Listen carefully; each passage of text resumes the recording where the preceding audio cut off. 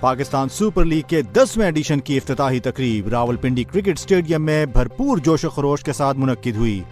تقریب کا آغاز فلائنگ مین کے دلکش جیٹ پروپلجن مظاہرے سے ہوا۔ گلوکار علی ظفر، نتاشا بیگ، ابرار الحق اور طلحہ انجم نے PSL 10 کا اینتھم پیش کر کے ماحول کو گرما دیا۔ افتتاحی میچ میں اسلام آباد یونائیٹڈ نے ٹاس جیت کر پہلے فیلڈنگ کا فیصلہ کیا ہے۔ راولپنڈی کور میں فوجی جوانوں کو اعزازات سے نوازنے کی پروقار تقریب کے دوران فوجی افسران اور جوانوں کو ان کی شاندار خدمات پر تمغہ امتیاز ملٹری، ستارہ امتیاز ملٹری اور تمغہ بصالت سے نوازا گیا۔ Corps commander Rawalpindi lieutenant general Shahid Imtiaz نے تقریب کی صدارت کی اور شہداء کے لواحقین سے ملاقات کر کے ان کی قربانیوں کو خراج تحسین پیش کیا۔ ISPR کے مطابق یہ اعزازات افسران اور جوانوں کی قوم و ملک کے لیے گراں قدر خدمات کے اعتراف میں دیے گئے۔ خیبر پختونخوا میں غیر قانونی غیر ملکیوں کے خلاف گھر گھر سروے۔ IG خیبر پختونخوا ذوالفقار حمید کے مطابق صوبے بھر میں غیر قانونی طور پر مقیم غیر ملکیوں کے خلاف کارروائی کی جا رہی ہے۔ پولیس ٹیمیں ہر ضلع میں گھر گھر جا کے سروے کر رہی ہیں اور جہاں بھی غیر قانونی غیر ملکی پائے جا رہے ہیں انہیں واپس ان کے ملک بھیجا جا رہا ہے۔ IG نے کہا کہ رضاکارانہ واپسی کا عمل بھی جاری ہے اور اس حوالے سے ڈیٹا مکمل موجود ہے۔ امریکہ چین تجارتی جنگ کی لپیٹ میں ہالی ووڈ فلمیں بھی آ گئیں۔ چین اور امریکہ کے درمیان تجارتی کشیدگی میں ایک نیا موڑ۔ چین نے ہالی ووڈ فلموں کی درآمدات محدود کرنے کا اعلان کر دیا۔ چینی نیشنل فلم ایڈمنسٹریشن کے مطابق اب سالانہ صرف چند مخصوص امریکی فلموں کو ہی درآمد کی اجازت دی جائے گی۔ یہ فیصلہ امریکی ٹیرف میں اضافے کے رد عمل کے طور پر سامنے آیا ہے۔ واضح رہے کہ چینی باکس آفس پر ہالی ووڈ فلموں کا شیئر پہلے ہی صرف 5% رہ گیا ہے، جبکہ مقامی فلمیں 80% حصہ رکھتی ہیں۔ ڈالر کی قدر میں اتار چڑھاؤ، یورو اور پاؤنڈ کی قیمت میں نمایاں اضافہ۔ انٹر بینک میں ڈالر کی قدر 10 پیسے کم ہو کر 280.70 روپے ہو گئی، جبکہ اوپن مارکیٹ میں ڈالر 2 پیسے مہنگا ہو کر 282.10 روپے پر پہنچ گیا۔ فوریکس رپورٹ کے مطابق یورو کی قیمت میں 8.16 روپے اور برطانوی پاؤنڈ کی قیمت میں 4.43 روپے کا اضافہ ہوا، جس کے بعد یورو 319.39 اور پاؤنڈ 368 روپے کا ہو گیا۔ ماہرین کے مطابق کرنسی ریٹس میں مسلسل اتار چڑھاؤ معاشی پالیسیوں کا عکس ہے۔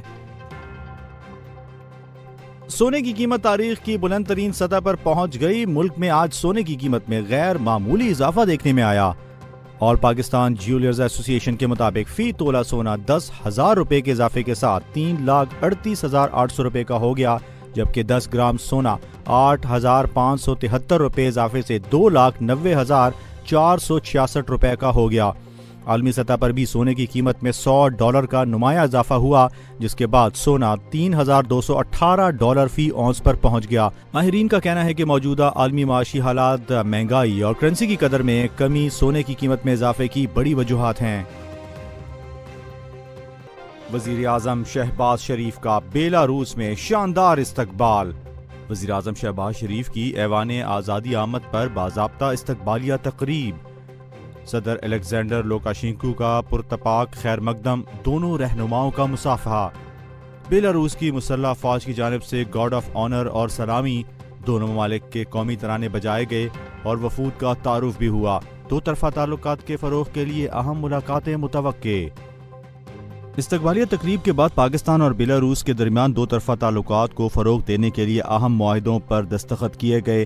وزارت دفاع پاکستان اور بیلاروس کے درمیان فوجی تعاون بڑھانے کا معاہدہ طے پایا۔ Trade development authority of Pakistan اور بیلاروس کے ایوان صنعت و تجارت کے درمیان تجارتی معاہدہ ہوا۔ پاکستان پوسٹ اور بیلاروس پوسٹل سروسز کے درمیان پوسٹل آئٹمز کی سہولت میں بہتری کے لیے معاہدہ طے پایا۔ پاکستان سے 1.5 لاکھ سے زائد تربیت یافتہ اور ہنرمند نوجوانوں کو بیلاروس بھیجنے کا فیصلہ، اس فیصلے کے لیے جلد لایا عمل ترتیب دینے پر اتفاق۔ پاکستانی عازمین حج کے لیے بڑی خوشخبری، اسحاق ڈار کا سعودی وزیر خارجہ سے رابطہ، حج کوٹے میں اضافے کی درخواست۔ مقررہ وقت میں رجسٹریشن نہ کرانے والے افراد کے لیے خصوصی اقدام، سعودی عرب نے پاکستان کی درخواست منظور کر لی۔ مزید 10,000 پاکستانی حج کی سعادت حاصل کر سکیں گے۔ وزیر اطلاعات نے حج کوٹے میں توسیع کی تصدیق بھی کر دی۔ وفاقی بجٹ 2025-26 تنخواہ دار طبقے کے لیے بڑی خوشخبری۔ وفاقی وزیر خزانہ محمد اورنگزیب نے بجٹ میں تنخواہ دار طبقے کو ریلیف دینے کا عندیہ دے دیا۔ انہوں نے بتایا کہ بجلی کے بلوں میں جولائی یا اس سے پہلے مزید کمی پر کام جاری ہے۔ وزیر خزانہ کے مطابق IMF کے ساتھ رابطے میں ہیں اور سٹاف لیول معاہدے کی منظوری مئی میں متوقع ہے۔ تنخواہ دار طبقے کے لیے مکمل ریلیف پلان تیار کیا جا چکا ہے جو IMF کے ساتھ شیئر کیا جائے گا۔